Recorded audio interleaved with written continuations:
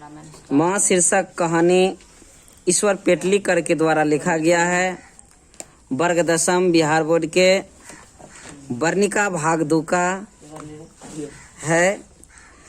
कह रहा है ईश्वर पेटलीकर गुजराती के लोकप्रिय कथाकार हैं, गुजराती भाषा के लोकप्रिय कथाकार हैं। कह रहा इनके कथा साहित्य में गुजरात का समय और समाज, नए पुराने मूल्य, दर्शन और कला आदि रच पकड़कर एक नई आस्वादकता के साथ उपस्थित होते हैं। खून की सगाई इनकी प्रसिद्ध कहानी, किताब का नाम है खून की सगाई इनकी प्रसिद्ध कहानी है और काला पानी इनका प्रसिद्ध उपन्यास नोवेल है। साहित्य के अलावा भी श्री पेटलीकर सामाजिक राजनीतिक जीवन में भी सक्रिय रहे। इनकी दर्जनों पुस्तकें पुरस्कृत और बहुप्रशंसित हो चुकी है। यह कहानी गोपाल दास नागर द्वारा संपादित एवं अनुदित कहानी संग्रह माँ से सभार संकलित है। यह कहानी गोपाल दास नागर के द्वारा अनुवाद किया गया है गुजराती से हिंदी भाषा में, और यह माँ से किताब का भी नाम है, कहानी के पुस्तक का भी नाम माँ है और इस चैप्टर का भी नाम माँ है, उसी से लिया गया है। क्वेश्चन पूछेगा कि यह पाठ किसके द्वारा लिखा गया है? ईश्वर पेटलीकर के द्वारा लिखा गया है। इसका हिंदी रूपांतरण किसने किया? तो गोपाल दास नागर ने किया। और कौन किताब में? तो माँ किताब संग्रह, कहानी संग्रह है। कहानी प्रारंभ होती है, मंगू नाम की एक लड़की है, वो अपने माँ का आखिरी संतान है। वह 2 भाई 2 बहन है और यह मंगू जन्म से पागल और गूंगी है। इसके लिए माँ क्या क्या करती है, उसके परिवार के लोग भी उसके प्रति क्या सहानुभूति या क्या रुख दिखाती है, सारा कुछ इस पाठ में वर्णन है। और ये दिखते हैं कि किस प्रकार एक अपंग लोगों के साथ है दृष्टि से परिवार में देखा जाता है, समाज में देखा जाता है, परंतु माँ किस प्रकार उसका ज्यादा लगे।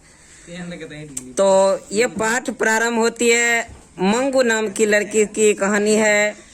करा मंगू को पागलों के अस्पताल में भर्ती के लिए सलाह लोग उनकी माँ को देते हैं, क्योंकि वह जन्म से पागल और गूंगी है। बहुत लोग कहती है कि अस्पताल में दे दो, ठीक हो जाएगा, पागल वाला अस्पताल में। परंतु उसकी माँ सोचती है कि अस्पताल में इसका देख रेख कौन करेंगे, कौन इसका जो है सारा सेवा सत्कार करेगा, लेकिन यह नहीं देना चाहती है, अपना से ही सारा उसका देखभाल करती है। चाहती है जब तक रहूं तब तक इसका कोई दुख ना हो। परंतु कह रहा है माँ, तब उसकी आंखों में आंसू झिलमिला आती है और हर एक को वह एक ही जवाब देती है कि मैं माँ होकर सेवा नहीं कर सकती तो अस्पताल वालों को क्या पड़ी है इस पर। अपंग जानवरों की गौशाला में भर्ती कराने जैसा ही यह कहा जाएगा। माँ यह जो है मंगू के बारे में कहती जब लोग अस्पताल भेजने की सलाह देते। माँ की यह ग्रंथि प्रकट हो जाने के बाद कोई उनसे ऐसी बात करता भी नहीं था। जन्म की पागल और गूंगी, टिक लगागा इसको, जन्म की पागल और गूंगी पुत्री को वे जिस तरह पालती पोसती, सेवा करती, लाड़ प्यार करते, यह प्रत्यक्ष देख लोग उसकी प्रशंसा भी करते हैं कि इस तरह पागल पुत्री को तो एक माँ ही पाल सकती है। दूसरे के घर हो तो भूखी प्यासी कब की ही मर गई होती और जीवित भी होती हो तो भी ऐसा हिष्ट पुष्ट शरीर नहीं होता। माँ ही ऐसा है, उसका जो देख रेख इतना कर रही है। मंगू के अलावा उनकी माँ को 3 संतान थी। मंगू के अलावा उनके माँ को 3 संतान थी, 2 पुत्र और 1 पुत्री। दोनों पुत्र पढ़ लिख कर शहर में काम करने लगे थे। पुत्री का विवाह हो गया था, वह अपने दोनों पुत्र कहाँ काम करते थे? शहर में। और पुत्री का विवाह एक हो चुका था, वह अपनी ससुराल चली गई थी। कौन? जो इसके मंगू से बड़ी थी, कम्मू। मंगू की माँ अपनी उन तीनों संतान को भूल गई हो, यह बात नहीं थी, किंतु उसका समग्र मातृत्व मंगू पर ही निछावर हो गया था। इसलिए छुट्टियों में जब कभी लड़के घर आते तब उनका घर बार पोत्र पोत्रियों से खिलखिला उठता।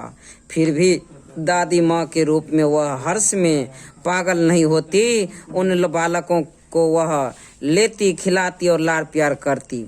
माँ के इस व्यवहार के विषय में पुत्रों को तो कुछ ख्याल नहीं आता, पर पुत्र वधुएं कसमसा जाती। दोनों बहुओं की पति से यह एक ही फरियाद थी, अपने पुत्रों के बालक उन्हें बिल्कुल अच्छे नहीं लगते और पगली मंगू को छाती से भी अलग नहीं करती। मातृत्व के स्नेह में खींची हुई माँ जी के प्रति अन्याय का कर बैठती। इतना ही नहीं,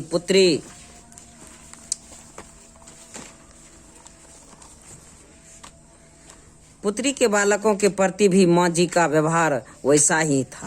यानी बेटा के लड़के बच्चे के साथ भी वैसा व्यवहार करता था और पुत्री के लड़के के साथ भी, यानी बच्चे के साथ भी। इस कारण बहुएं पति के आगे बरबरा कर जब थक जाती तब पुत्री माँ के मुंह पर ही सुना देती, मंगू को झूठा लड़ाकर ही तुमने अधिक पागल कर दिया। यह कौन कहती? मंगू की बड़ी बहन मंगू की माँ को कहती कि माँ तुम ही इसको जो है झूठा लाड़ लगा करके इसको जो है पागल बना दिया है। आदत डाली तो जानवर को भी पखन पेशाब कहाँ करना है कहाँ ना करना है इसका ख्याल आ जाता है। 12 वर्ष की लड़की चाहे जितनी पागली हो पर उसे आदत डाली हो तो क्या इतना ख्याल नहीं आएगा? वह गूंगी है पर कुछ बहरी नहीं हो पर उसे आदत डाली हो तो क्या इतना ख्याल भी ना आए कि वह। तो ये सब बात कम्मू अपनी माँ को कहती है। भूल करने के पर 2 थप्पड़ लगा दिए हो तो दूसरे बात तुरंत ख्याल रखें। उसकी पुत्री आगे कुछ बोले उससे पहले ही माँ जी की आंखें बरसने लगी। पुत्री का हृदय भी भर आया, परंतु कलेजा कठोर कर वह मन की बात निकाले बिना न रह सकी। तुम समझती हो मंगू को लाड़ प्यार करके उसे सुखी बनाती हो, पर यह समझ लो कि तुम ही इसकी वास्तविक दुश्मन हो। तुम कुछ हमेशा बैठी रहने की नहीं हो, भाभियों के पाले पड़ेगी तब नित्य उसके मलमूत्र धोने का झंझट कोई नहीं करेगा और वह दुखी हो जाएगी। कुछ रुक कर वह धीमे स्वर में बोली, कहावत है यह झूठी नहीं, पराई माँ ही कान छेदाती है। क्या कहावत है कि यह झूठी नहीं है कि पराई माँ ही कान छेदती है। अस्पताल में रखने से पागलपन दूर होने का तो नहीं, पर मलमूत्र और कपड़ों का ध्यान आएगा तो भी बहुत है। भाइयों के घर में भगवान ने बहुत कुछ दिया है, भाभियों के एक बार भी खाने को न दे ऐसा ओछी नहीं है। माँ जी लोगों को अस्पताल के लिए गौशालाओं की उपमा देते हैं। उसका माँ जो है अस्पताल को गौशाला जानवर के घर का उपमा देते हैं। तब लोग पराये की तरह जो नहीं कह पाते थे वह उसकी पुत्री ही कह डाली। दूसरे लोग जो नहीं कह पाता था वह सारा बात उसकी पुत्री कम्मू कह डाली। अस्पताल गौशाला जैसा होगा और शायद मंगू मर गई तो उसका और कुटुंब का छुटकारा होगा। मंगू की मौत को माँ जी भी छुटकारा मानती थी यदि वह प्राकृतिक रूप से आए तब, परंतु लापरवाही दिखाकर उसे जानबूझकर मौत के मुंह में धकेलने का विचार उन्हें असह्य लगता। स्वार्थ से सभी लोग सगे, पर निस्वार्थ से सगा हो वही सच्चा सगा होगा। पुत्र कमाते धमाते हो, पुत्री ससुराल में हिडोले झूलती हो, उनके प्यार भरा संबंध रखने का कोई अर्थ न था। मंगू की सच्ची माँ बनी रहे तभी माँ बेटी का संबंध सार्थक था। इसलिए पुत्री कहे या पुत्र कहे तो भी मंगू को अस्पताल द्वारा मौत के मुंह में धकेलने को तो माँ जी तैयार नहीं थी। यानी किसी भी हालत में वह अस्पताल नहीं भेजना चाहती थी। पुत्र माँ के इस भाव को समझ गए थे, इसीलिए वे कभी ऐसे बात करते ही नहीं थे, क्योंकि 3 गोरे निष्णात डॉक्टरों ने एक मत होकर निदान प्रकट किया था कि पागलपन मिटाना संभव नहीं है। 3 डॉक्टर मिल करके यह बात कहा था कि पागलपन को पूर्ण रूपेण मिटाना संभव नहीं है। केवल एक विश्वास था कि किसी ट्रेंड और अनुभवी नर्स या डॉक्टर की देखरेख में रखी जाए तो आदत के कारण शायद उसे सोच कपड़ों का ध्यान आ जाए। कब? जब इसको ट्रेन नर्स अनुभव कराया जाए तब। परंतु ऐसी अवस्था घर के पास हो सके यह संभव नहीं, इसलिए वे मौन थे। कौन? उसके पुत्र लोग। किसके? माँ के। ऐसी अवस्था घर के पास हो तब ना। फिर भी माँ जी ने अपनी श्रद्धा के अनुसार उपचार जारी रखे थे। दवा करने वाले बिना बुलाए घर आ जा पहुँचते। शिलाजीत बेचने वाले, हींग बेचने वाले मंगू को पागल जानकर वे दवा देते। यानी जो जड़ी बूटी बेचने वाले आते सबसे दवा लेकर के उन्हें देते। ये दवा दो, ये दवा दो, सब ठीक हो जाएगा, ये होगा। मैंने ठगते रहता था और सारे अपना जानबूझकर जो होता करता था। इनका दवा करते। माँ जी मानती थी कि 1000 उपचार करें तब एक तो लग ही जाएगी, इसलिए दूसरे की दृष्टि में पागलपन जैसे बात भी वह गंभीरता से सुनती और श्रद्धा में से उस पर अमल करती। किसी ज्योतिषी ने कहा था कि आने वाले अगहन का महीना, ज्योतिष ने क्या कहा? आने वाले अगहन के महीना इसके लिए श्रेष्ठ है, इसीलिए संभव है कि वह ठीक हो जाए। तभी से अगहन का महीना माँ जी के लिए आराध्य देव बन गया। अगहन के महीना का इंतजार माँ जी ज़्यादा से ज़्यादा करने लगे। कब अगहन आएगा कि मंगू ठीक हो जाएगी। अगहन के महीना में मंगू के 14 वर्ष पूरे हो जाते थे। कितना वर्ष पूरा हो जाएगा? 14 वर्ष। इसलिए कोई बुद्धिमान व्यक्ति जिस तरंग में नहीं चढ़ जाता वैसी तरंग में माँ जी चढ़ जाती। 14वां पूरा होते होते तो मंगू की बड़ी बहन का विवाह कर दिया था। 14 वर्ष पूरा भले तो बड़ी बहन के विवाह भे गए। क्वेश्चन पूछेगा कि मंगू के बड़ी बहन की शादी कितने वर्ष उम्र में हुआ? 14 वर्ष की उम्र में। मंगू पागल न होती तो आज उसका विवाह भी तय हो गया होता। यदि अगहन के महीना में इसका पागलपन मिट जाए तो मेरा करामरी का रूप तो ऐसा है कि मूर्तियाँ यानी बर उसके देखने के साथ ही हाँ कह दे। यानी कि रूप बहुत अच्छा है और जैसे सब कुछ ठीक हो गया हो वैसे वह विवाह की योजना भी मन में बनाने लग जाती। कम्मू, मंगू की बड़ी बहन, मंगू की बड़ी बहन का क्या नाम है? कम्मू के समय घर की स्थिति आज जैसी नहीं थी। उस समय में, जिस समय में कम्मू की शादी हुई थी, उस समय में घर की स्थिति उतना आर्थिक सबल नहीं थी, कमजोर थी, गरीब था। आज जो दोनों भाई शहर में अच्छे कमाते हैं, पानी की तरह पैसा खर्च करते हैं, फिर मंगू के विवाह में वे किस लिए पीछे घूम कर देखें। एक बार मंगू बुद्धिमानी के साथ हौज में पेशाब करने बैठी। उससे प्रसन्न हो माँ जी कई दिनों तक हर एक के आगे परायण करती रही। ज्योतिष का कहना ठीक होगा, मंगू अब से पहले कभी भी नहीं और यह पहली बार अपने आप हौज में पेशाब करने बैठी। सुनने वाले के गले से यह बात उतरनी कठिन थी, क्योंकि यह सुनते समय मंगू पेशाब कर गीली मिट्टी को इत्यादि कर रहे थे। मंगू ऐसा गंदा नहीं करना चाहिए, ये माँ उसको समझाती है। मंगू को धुन आती है, वह खड़ी हो जाती है और तो उन्हें नई बात मिल जाती है। मैंने कहा तो समझकर बुद्धिमान की तरह खड़ी हो गए। इस प्रकार माँ जी का आशा भरा अगहन का महीना आया। फिर मंगू अच्छी हो तो न हुई, पर शहर के कन्या विद्यालय में पढ़ती गांव की एक लड़की कुसुम पागल हो गई थी। उस अगहन महीना में शहर के एक शहर में एक स्कूल था, कन्या विद्यालय। क्या था? शहर के कन्या विद्यालय में एक लड़की थी कुसुम नाम की। वह कुसुम पागल हो गई। स्कूल में घर पर लाया गया। मंगू की तरह ही उसे टट्टी पेशाब पर ध्यान न रखता। माँ जी को इससे दुख हुआ, पर साथ साथ संतोष भी हुआ कि भली लड़की पागल होते ही इस प्रकार विवेक खोज बैठती है, तो जन्म से पागल मंगू बेचारी तो को ऐसा ख्याल न हो तो इसमें क्या आश्चर्य की बात है।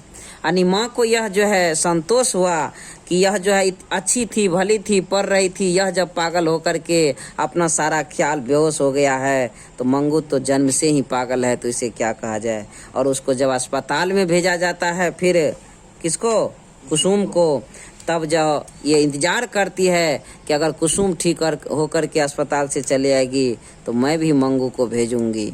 ये जो है अपने दिल में आशा जागृत करती है। कुसुम को दवाखाने में भर्ती करने का निश्चय हुआ। यह समाचार जानकर माँ जी को लगा कि उसकी माँ जीवित होती तो उसे अस्पताल में भर्ती न करने देती, परंतु माँ बिना सब सुना। कौन कह रहा है? मंगू की माँ। कहा जाता है वह झूठ थोड़ी ही है। इसके साथ ही भी आंखें बंद हो जाने पर मंगू को भी उसके भाई दवाखाने में भर्ती कराते हो वैसा दृश्य उन्हें कांप गया। यानी वैसा दृश्य उसको याद आता है कि मैं मर जाऊंगा तो इसका भाई भी इसे दवाखाना हॉस्पिटल में भेज देगा। करा पहले महीना के अंत तक कुसुम को अच्छा फायदा हुआ, वैसा समाचार मिला। कैसा समाचार मिला? पहला महीना के अंत तक में कुसुम को हॉस्पिटल में बहुत फायदा हुआ। उसे बांध कर रखा जाता था पहले, पर अब तो स्वतंत्र घूमती है और उपद्रव भी नहीं करती है। अन्य टट्टी पेशाब का ठीक ठीक ख्याल ध्यान रखती है। पागलपन रहा है तो वह मात्र सारा दिन गाया करती है। इतना ही, यह भी दूसरे महीना में मिट जाएगा, ऐसा डॉक्टर ने कहा था। दूसरे महीना में कुसुम का पागलपन मिट गया। फिर भी एकाध महीना रहे तो अच्छा, ऐसी डॉक्टर की सलाह से उसे तीसरे महीना भी रखा गया था हॉस्पिटल में। वह घर आई तो तब सारा गांव उसके देखने के लिए उमड़ पड़ा था। सबसे आगे माँ जी ही थी। किसकी माँ? मंगू की माँ। कि देखते हैं ये इतना पागल थी या ठीक कैसे हो जाता है, अगर ठीक हो जाएगी तो मैं भी मंगू को भेज दूंगी अस्पताल। कुसुम को ठीक ठीक सुधरी हुई देख माँ जी को हर व्यक्ति सलाह देने लगी। हर व्यक्ति सलाह देने लगा, माँ जी आप मंगू को एक बार अस्पताल में भर्ती करके देखें, जरूर वह अच्छी हो जाएगी। माँ जी ने जिंदगी में पहली बार अस्पताल का विरोध नहीं किया, क्योंकि यहाँ पर स्पष्ट प्रत्यक्ष में देखिए कि अस्पताल में ठीक होकर के आई है, इसलिए अस्पताल का विरोध पहली बार नहीं किया है। चुपचाप वह लोगों की सलाह सुनती रही। दूसरे दिन उन्होंने कुसुम को अपने घर बुलाया। उसे पास बैठाकर अस्पताल के हाल चाल पूछना शुरू किया। किसे? कुसुम को।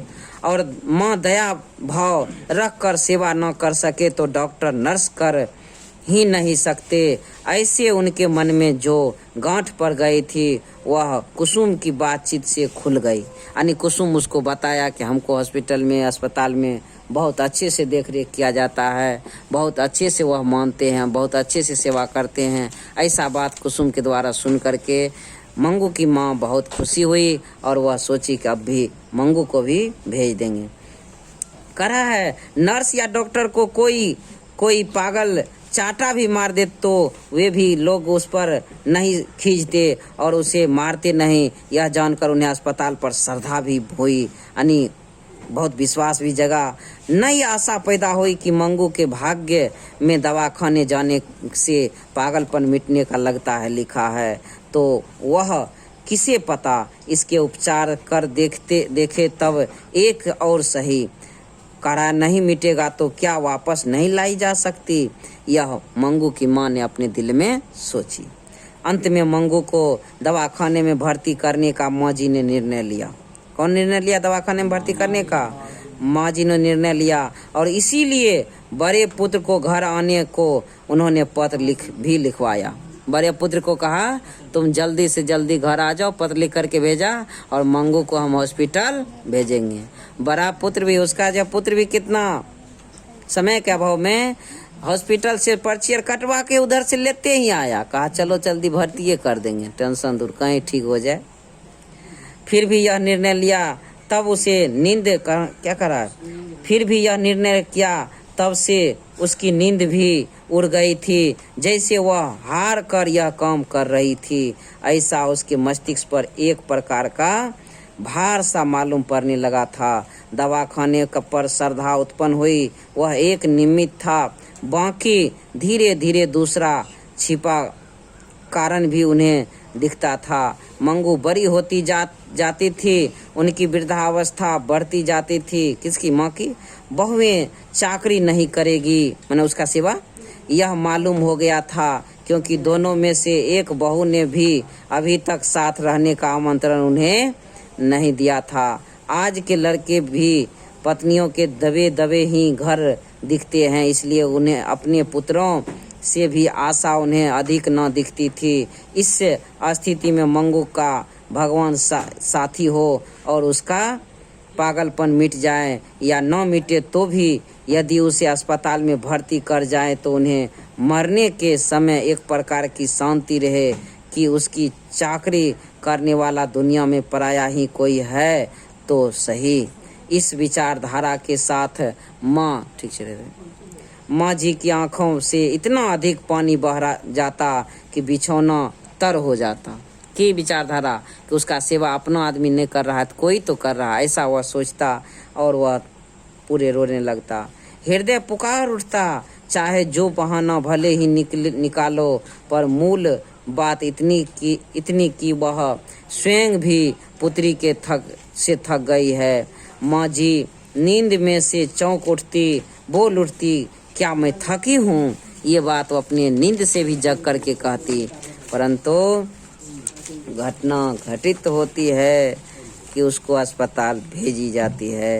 हृदय और दूने बेग से पुकार उठता, एक बार नहीं 1000 बार माँ जी को लगा उन्होंने पुत्र को पत्र लिखकर भी बड़ी भूल की है। इतनी जल्दी क्या थी कि जोर में उसे दवाखाने में भर्ती करना पड़े। रात में मैं उसे कितनी ही बार उठाती हूँ, दवाखाने में इस तरह घड़ी घड़ी कौन उठाएगा। गर्मी में भर्ती करने का रखा होता तो ठीक था। क्या करा? गर्मी में अगर भर्ती करते तो ठीक था। अगहन के बाद 1 महीना 2 महीना के बाद तो फिर जब फागुन आता है थोड़ा कुछ गर्मी है। परंतु पत्र मिलते ही पुत्र आ पहुंचा। जब पत्र माँ का गया, पुत्र बड़ा लड़का आ पहुंचा। अस्पताल में भर्ती करने के लिए मजिस्ट्रेट से ऑर्डर भी क्या करा? ऑर्डर भी प्राप्त कर लिया। 1 सप्ताह में मंगू को भर्ती करने का तय हो गया। माँ जी को विश्वास हो गया कि पुत्र पगली बहन को अस्पताल में ढकेल कर बोझ उतारना चाहता है। ऐसा न होता तो पत्र मिलते ही किस लिए आ पहुँचता, या नहीं तो वो दिक्कत। कुछ सोर्स और आदि लगाकर तुरंत डॉक्टर तथा मजिस्ट्रेट से मंजूरी कराता ही किस लिए, ये बात माँ सोचती है। करा इतना जो है पैरवी लगा करके उसका मजिस्ट्रेट तुरंत कैसे रसीद कटा लिया वहाँ से। उन्हें लगता था कि अभी यह विचार स्थगित कर दे और गर्मी में भर्ती करें। किसे लगता है? मंगू के माँ को लगता है कि अभी का विचार जो है ये ठंडी ऋतु समय में बंद करके गर्मी में इसे भर्ती करें। कह रहा है, पर पुत्र से कहने के लिए जुबान खुलती ही न थी। वह बड़ी मुश्किल से छुट्टी लेकर आया होगा और भर्ती करने का प्रबंध कर चुका, तो अब मना करूं तो उसे लगेगा कि माँ को दूसरा धंधा नहीं है, केवल तंग करने में लगी रहती है। मंगू को अस्पताल में भर्ती कराने जाना था। उस रात माँ जी को बिल्कुल नींद नहीं आई। किस रात? जिस रात दिन उसको लेकर के अस्पताल जाना था। सुबह एक विचार यह भी आया कि वह साथ में न जाए तो अच्छा है। किसे? माँ को। अस्पताल वाले बेटी को उनसे अलग करेंगे, यह उनसे सहन नहीं होगा। पर अस्पताल में कैसी व्यवस्था है यह सब अपनी नज़रों से देखेंगी नहीं, तब तक चैन पड़े यह संभव नहीं था। इसीलिए विवश हो वह जाने को तैयार हुई कि हम जाएंगे हॉस्पिटल में, देखेंगे अस्पताल में क्या व्यवस्था है और नहीं है। पर मंगू को लेकर घर के बाहर निकलने लगे तब मानो उस पर ब्रह्मांड का भार आ गया। आंखों में सावन भादव शुरू हो गया। आंख में सावन भादव की बारिश, रोने लगे। नजर मंगू पर चिपक गई थी। वह किसी भी तरह उम्र उखड़ती न थी। मंगू अपने को पहनाए गए कपड़ों का रंग जी भर कर देख रही थी। भाव में आ गई हो जैसे माँ जी की तरफ देखकर वह हंस भी पड़ी। कौन? मंगू। मंगू को नया नया कपड़ा पहनाया गया, माँ जी के तरफ देख करके वह हंस पड़ी। उस समय माँ जी का कलेजा कट कर रह गया। गाय बैल भी जब उन्हें पुराने खूंटे से खोलकर दूसरी जगह ले जाता है तब नए आसामी के घर जाने में आनाकानी करते हैं, परंतु मंगू को इतना भी ध्यान नहीं था कि यह प्रत्यक्ष अनुभव करती माँ जी ड्योढ़ी से फिसल गए। हृदय कलकला उठा।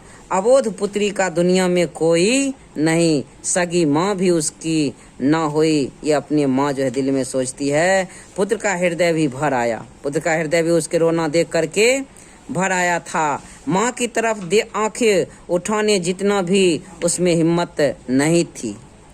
जितना विलम्ब होता था उतना ही ट्रेन पकड़ने का समय कम होता था। इसलिए आंगन के बाहर गाड़ी में जूते बैल पांव उठाने को तत्पर हो रहे थे। पुत्र ने माँ की तरफ देख आंखें बिना किए हो लथ राकर पांव उठाते हुए कहा, देर हो रही है, अब निकलना चाहिए। कौन कहता है? पुत्र कहता है माँ को।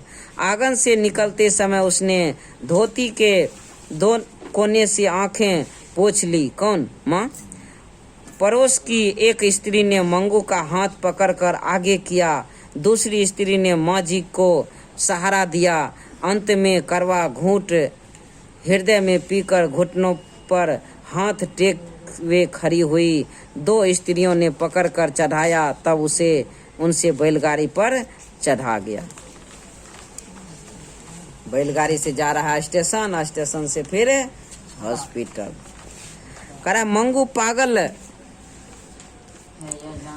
पागल है यह जानकर ट्रेन के अन्य मुसाफिरों को अच्छा खासा चर्चा का विषय मिल गया। चर्चा करने का विषय ट्रेन में लोगों को मिल गया। देखो पागल है, ईमा है, यू है, ये सब चिन्हने लगा। ऐसी खाती पीती सुखी लड़की को अस्पताल में रखेगी तो 1 महीने में ही लड़की तो क्या करा जैसने हो जाएगी, लकड़ी जैसी हो जाएगी। वहाँ तो जानवरों की तरह जितना दिया उतना खाया बस। ये सब लोग अपना मन में बता रहे हैं मन से।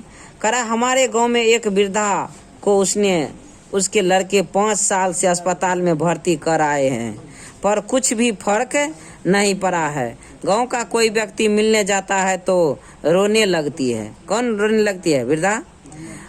पाँव पकड़ कर कहती है, मुझे यहाँ से ले चलो, पर आज के लड़के लाते ही नहीं हैं। ऐसे लड़कों को क्या आशा रखी जाए? लड़के तो ऐसी अच्छे हैं, पर आजकल की बहुएं जानती है ना पहनना ओढ़ना हो, इसलिए अधिक आदमी घर में पोसाता ही नहीं। और क्या इस लड़की की माँ नहीं है क्या? लोग सब कहती है। माँ सुन करके रोने लगती है। माँ जी को यह घाव असह्य हो गया। आंखों में आंसू आ गए, कंठ रुध गया, शर्म से आंखें झुक गई।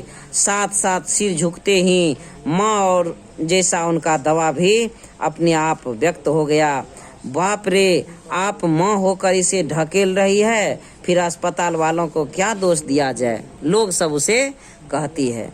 माँ जी यदि अकेली होती तो या लड़के को बुरा लगने का भय न होता तो लौटती गाड़ी से मंगू को लेकर घर वापस आ जाती। माँ अगर अकेले होती तो लौटती गाड़ी से लेकर के चले आती, लेकिन उसका पुत्र भी था, उसको कहा था हॉस्पिटल जे जाना है, इसलिए बोल नहीं पा रही है सामने पुत्र के। करा मुलाकात का समय था, इसलिए कहाँ चला गया? माँ जी यदि अकेले तो पर भारी, इसलिए भारी कदमों और भारी हृदय से वह अस्पताल में प्रविष्ट हुई। मुलाकात का समय था सब लोगों का पागल से मिलने का, इसलिए बीच के खंड में रोगी और उनके सगे संबंधी अलग अलग बैठे थे। स्वजनों द्वारा घर से लाया गया खाना काफी लोग खा रहे थे। करा कोई कोई फल खा रहे थे। एक पागल पति के साथ पत्नी घर की और बच्चों की बातें कर रही थी। क्या करा? एक पागल पति के साथ पत्नी घर की और बच्चों की बात कर रही थी कि घर में क्या हो रहा है, बच्चा क्या कर रहा है। एक पागल पत्नी से उसका पति मिलने आया था। एक पागल पत्नी से उसका पति मिलने आया है, एगो पति से पत्नी मिलने आया है। ये घटना होती है। उससे वह लिपट पड़ी थी और बगल में खड़ी वार्ड की परिचारिकाओं की तरफ इशारा करके फरियाद कर रही थी, ये भूतनियाँ मुझे अच्छे कपड़े पहनने को नहीं देती। कौन कहती है? वो पगली। अच्छा खाना नहीं देती, सिर में डालने को तेल भी नहीं देती। माँ जी उस समय परिचारिकाओं की तरफ देख रही थी। उस पागल स्त्री के लिए जो परिचारिका थी वह हंसकर बोली, अब मैं तुम्हें सब कुछ दूंगी। तुम्हारे पति अच्छा अच्छा खाने को लाए हैं, वह एक बार खा लो। कौन कहता है? वह परिचारिका जो उसका सेवा सत्कार करती है। उस पगली स्त्री ने कहा, मैंने मंजन नहीं किया है, मैं अभी तक मंजन नहीं किया है, मैंने मुंह नहीं धोया है। माँ जी ने देखा तो उनका मुंह धुला था। किसके माँ? मंगू की माँ। फिर भी जरा भी खींचे बिना परिचारिका ने पानी का लोटा लाकर मुंह धुलाया। वो करा था नहीं धोया है और धोया था। फिर भी जो है उसके परिचारिका जो थी सेवा करने वाली, फिर पानी लेकर के दिया, कहा मुंह धो लो तब खाओ। यानी उसको किस तरह से संतुष्टि हो वह करती है परिचारिका। करा है मुंह धुलाया, रुमाल से मुंह पोंछ दिया। माँ जी को विश्वास हो गया कि काम करने वाले में दयालु है, काम करने वाले हैं तो दयालु हैं। डॉक्टर और स्त्री वार्ड की मेट्रन आ गए।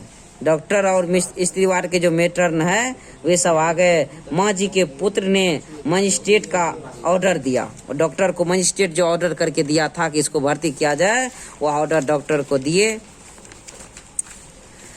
करा माँ को संतोष हो इसलिए ऊंचे स्वर में मंगू की देखभाल अच्छी तरह करने को कहा। मेट्रन ने कहा, क्या कहा? इस बाबत आपको चिंता नहीं करनी चाहिए, इस बात की आपको चिंता नहीं करनी चाहिए। कौन कहता है? मेट्रन कहती है इस मंगू की माँ को। बीच ही में माँ जी बोली, बहन चिंता तो इसलिए करनी पड़ती है कि यह एकदम पागल है। कोई इसके पास बैठकर खिलाए नहीं तो यह खाती भी नहीं है। कल के बैठ के खिलाए तबे खाए, नहीं तो अपना से नहीं खाती है। इतना कहते हुए उनका कंठ भर आया और वाक अधूरा ही रह गया। दूसरी खड़ी परिचारिका निकट दौड़ आई। एक बोली, माँ जी आप किसी तरह की फिक्र न करें, हम इसे अब मुंह में कोर डाल डाल कर खिलाएंगी। भरी भरी आवाज में माँ जी बोली, यहाँ तो बहन मुझे कहना है, इसे टट्टी पेशाब का भी ख्याल नहीं रहता। यह रात में कपड़े बिगाड़े तो देखना, नहीं तो गीले में सो रहेगी तो वायु हो जाएगी। क्या करा? वायु हो जाएगी। दूसरी परिचारिका बोली, रात में 4-5 बार जांच की जाती है। माँ जी ने कहा, रात में रोशनी जलती रहने से इसे नींद नहीं आती, जिसे नींद नहीं आती उसे नींद की दवा दी जाती है। परिचारिका कहती है, इसे दूसरे उपद्रवी मरीज मारे पीटे नहीं, वह देखना। कल के दूसरे पागल लोग इसको मारे पीटे नहीं। कहा जो उपद्रवी होते हैं उन्हें अलग रखा जाता है, रात में सबको अलग अलग कमरे में सुलाया जाता है। मिलाने वाले लोग विदा लेते सब, तब रोगी को अंदर के कमरे में ले जाने के लिए दरवाजा थोड़ा खुलता। इस अवसर का लाभ लेकर माँ जी ने नजर 2-3 बार अंदर घूम जाती। 3-4 स्त्रियों को अस्त व्यस्त बालों में, इधर उधर बाल था, 3-4 स्त्री को देखा। अस्त व्यस्त कपड़ों में उन्होंने अंदर घूमते हुए देखा। एक ने उनकी तरफ देखकर छाती कूटी और भयभीत आंखों से देखा कि वह डर गई। इस पार उन्हें अंदर के रहने की जगह देखने की इच्छा हुई कि अंदर में कैसे रहने का जगह है। मंगू को जिस कमरे में रखना हो वह मुझे दिखला दो। कौन कहती है? मंगू की माँ कहती है। मेट्रन ने कहा, अंदर किसी को देखने जाने का नियम नहीं है, विस्मय भरे नेत्रों से यह नई दुनिया देख रही मंगू माँ जी की बगल में लपकी, सिर पर हाथ रख माँ जी रोज की तरह स्नेहमय बेटा शब्द उच्चारित करने लगी कि तभी उनका स्वर फूट पड़ा। मरने के समय जैसी एक लंबी सिसकी फूट पड़ी। इस आक्रंदन में सारा अस्पताल डूब गया। वह जो रोने लगा तो सारा अस्पताल के लोग उस रोने के सुनने के लिए अस्त व्यस्त हो गया। अल्लाह, पुत्री की आंखों को से चौधार आंसू बह चले। पुत्री की भी आंखों से चौधार आंसू बह चले। ऐसे रुदन से अभ्यस्त हो गए डॉक्टर, मेट्रन और परिचारिका के हृदय भी भर आए। दीवारें भी आर्द्र हो उठी। इतना स्नेह भरा किसी पागल का स्वजन आज तक आया हो यह वहां किसी ने देखा नहीं था। यह एक परिचारिका हाथ का रुमाल पटकार कर मंगू का ध्यान अपनी तरफ खींचकर बोली, लो, चाहिए तुम्हें ये रुमाल? मंगू रुमाल पकड़ने के लिए माँ को छोड़कर एकदम खड़ी हो गई। थोड़ा रुमाल पकड़ लेने के बाद उसका हाथ थपथपाकर परिचारिका मीठे शब्दों में बोली, तुम मेरे पास रहोगी ना बहन? मैं अच्छा खाने को दूंगी, नए नए कपड़े पहनाऊंगी। मंगू उसके चेहरे के तरफ ही ताक रही थी, इसलिए उस क्षण का उपयोग करके चलो दूं कहा और उसका हाथ पकड़कर आगे किया। वह दरवाजा आधा खुला और मंगू को अपने हृदय अंदर ले गया। मंगू कलेजा कांप उठी। ठीक है, मंगू कलेजा कांप उठी। किसका? माँ की। और ऐसी चीखें माँ जी ने पुनः निकाले करके करा है। डॉक्टर ने आश्वासन देते हुए कहा, माँ जी, और बगल में खड़े पुत्र की तरफ उंगली करके बताया, अपने इस पुत्र जैसे मुझे भी पुत्र समझिएगा। कौन कहा? डॉक्टर ने कहा, बेटी को अस्पताल में नहीं, बेटे के घर छोड़ जा रही है ऐसा मानिएगा। करा अधेर वय की बाल वय में विधवा हुई मेट्रन ने आश्वासन देते हुए कहा, आज तक आप इसकी माँ थी, आज से मैं इसकी नई माँ हुई हूँ। कौन कहता है? मेट्रन कहती है। माँ जी इस सिसकी भरती हुई बोली, इसे बेजबान जानवर जितनी भी बुद्धि नहीं है, मैंने इसे आज तक अपने से अलग नहीं किया है। कुसुम इस आपके अस्पताल में ठीक हो गई, इसीलिए मैंने हृदय कठोर करके और उनका कंठ भर आया। ये बात माँ कहती है कि कुसुम यहाँ पर ठीक हुई है, इसलिए मैं हृदय कठोर करके इसको यहाँ पर भर्ती की है। मेट्रन ने कहा, कुसुम की तरह यह भी थोड़े समय में समझदार हो जाएगी। माँ जी की सिसकियाँ रुकी, फिर उसकी दृष्टि उस बंद दरवाजे को पार कर मंगू पर ही जैसे पड़ी थी। मंगू ने जैसे उन्हें याद दिलाया हो वैसे वह बोली, वह रूखी रोटियां नहीं खाती, यानी बसका रोटी, सूखल का रोटी नहीं खाती है। शाम के भोजन में रोटी दूध के साथ दीजिएगा, या दूध न हो तो दाल में। माँ जी के करुण आंखों की तरफ नजर करने के मेट्रन की शक्ति लुप्त हो गई और वैसे ही वह नीची दृष्टि किए हुए ही बोली, अच्छा, जो कहती है वैसा ही करूंगी। माँ जी और उनका पुत्र मंगू को अस्पताल में भर्ती कर बाहर आए, तब दोनों के चेहरे पर करा। माँ जी और उनका पुत्र मंगू को अस्पताल में भर्ती करके बाहर निकले। दोनों का चेहरा पर शोक के बादल छाए थे, चिंता के बादल छाए थे। चुपचाप दोनों बाहर खड़ी घोड़ा गाड़ी में बैठकर विदा हुए। ट्रेन के डिब्बे में पांव रखते ही माँ जी को याद आया, अस्पताल में सोने के लिए चारपाई देते होंगे या नहीं। मंगू धरती पर कभी नहीं सोई है, इसलिए चारपाई नहीं होगी तो उसे ठीक नहीं लगेगा। अस्पताल में काम करने वाले दयालु हैं, भले हैं, ऐसा विश्वास माँ जी को हुआ था, परंतु उन्हें अंदर जाने न दिया गया था, इसलिए संदेह रह गया था कि हमें अच्छा न लगे वैसा कुछ होगा, इसीलिए तो हमें अंदर नहीं जाने दिया, नियम बनाया होगा। इस बात का पुष्टिकरण करता था वह अधखुला दरवाजा। भूत की तरह घूमती गंदी और भूख से मरती भी भयानक लगने वाली पागल स्त्रियां। उसके साथ ही माँ जी को मंगू उन्हें न देखकर रोती हुई वैसी आवाज सुनाई दी। उनकी आंखों से आंसू निकल पड़े। बगल में बैठी एक स्त्री ने पूछा, माँ क्यों रोती है? ट्रेन में जब बैठा है तो वहाँ पर रो रही है। तो दूसरे बगल की स्त्री ने कहा, माँ क्यों रोती है? किसी की मृत्यु हो गई है क्या? रात में 11:15 बजे घर आई, तब उसी के राह पर देखती पड़ोसिन जो उसके कुटुंब की ही थी वह जाग रही थी। घर पर उसके जो अब आएगी मंगू की माँ, मंगू को खाना देंगे, खिलाएंगे, इसका इंतजार पड़ोसनी कर रही थी। उनके लिए उसी ने खाना भी बना रखा था, पर दोनों ने खाने के लिए मना कर दिया। स्वजन की मृत्यु का घाव ताजा हो तब जैसा आग्रह करने वाले की जीभ नहीं खुलती, वैसे ही पड़ोसिन ज्यादा खींचतान न कर सकी। माँ जी के अंतर में एक तंबूरा बज ही रहा था। मंगू इस समय क्या करती होगी? पल पल में यही विचार उनके हृदय में बेध रहा था।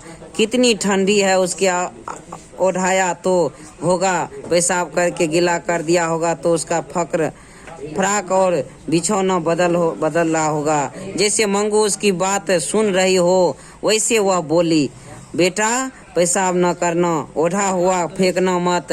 ये सब सोने के समय वह नित्य उच्चारण करती, फिर भी मंगू इन पर अमल नहीं करती। रात में पेशाब कर देती तो उसका फ्राक और बिछौना भी बदल डालती। मंगू बड़ी हो गई, फिर भी अपने हाथ में उसे सुलाती, जिसे वह पेशाब करे तो उसे तुरंत पता चले और उसे गीले में सोए रहना न पड़े। माँ जी को स्वयं भी उसके बिना बिछौना सुना लगता था। मन में हुआ, मेरे साथ सोने की आदत है, उसे नींद आई होगी या नहीं। उनके लिए आंखें बावरी बन उन्हें ढूंढती हो, वैसा ही उन्हें दिखा। किसे? मंगू की माँ को। यानी उसको आदत बन चुकी थी मंगू के साथ सोने का। मंगू को भी आदत बन चुकी थी। उन्होंने चारपाई की पाटी पर सिर पटका। मैं माँ होकर उसे अस्पताल में छोड़कर आ गई।